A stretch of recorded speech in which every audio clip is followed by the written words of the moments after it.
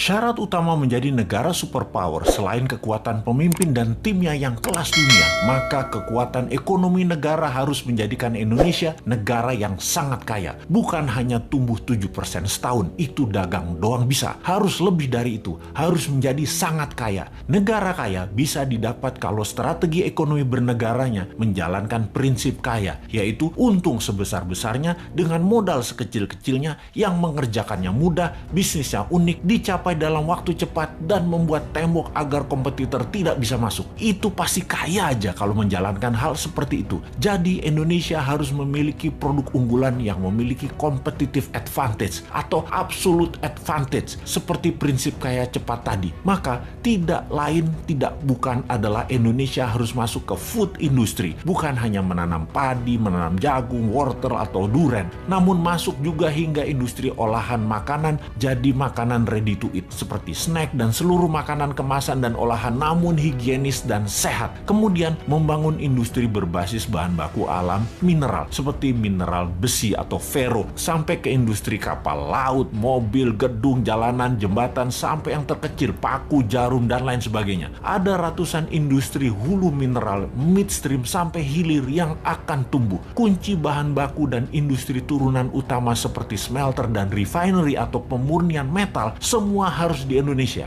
Termasuk Indonesia menguasai bursa tanah jarang atau rare earth dan bursa precious metal. Setelah pondasinya terbentuk, maka dalam detail prakteknya pakai dua strategi ekonomi yang terbukti bisa menumbuhkan ekonomi dengan cepat. Pertama, bottom up, dari bawah ke atas, di mana kita akan membuat UKM scale up dari 20 juta pengusaha kelas kecil saat ini, 50%-nya dalam waktu 10 tahun menjadi pengusaha kelas menengah, dan 50% kelas menengah tadi menjadi kelas besar dengan pinjaman 0% menggunakan printing money. Yang diutamakan adalah industri serta manufaktur. Yang kedua adalah trickle down, dari atas ke bawah, di mana kita akan membuat 1000 konglomerat baru. Program ini bernama Bossman Boys. Setiap provinsi akan diseleksi mereka yang nasionalis, sudah memiliki pengalaman bisnis minimum 10 tahun, sudah memiliki organisasi dan tim manajemen yang tangguh. Mereka rata-rata akan diberikan standby loan 5 triliun rupiah tanpa bunga yang harus dikembalikan dalam 7 tahun utuh. Seleksinya nasional berdasarkan prestasi, meritokrasi sistem. Yang terpenting karakternya adalah NKRI garis lurus, visioner, agresif, dan terukur. Oligarki mules nih kalau program ini dijalankan. Makanya jangan pilih Mardigu jadi presiden.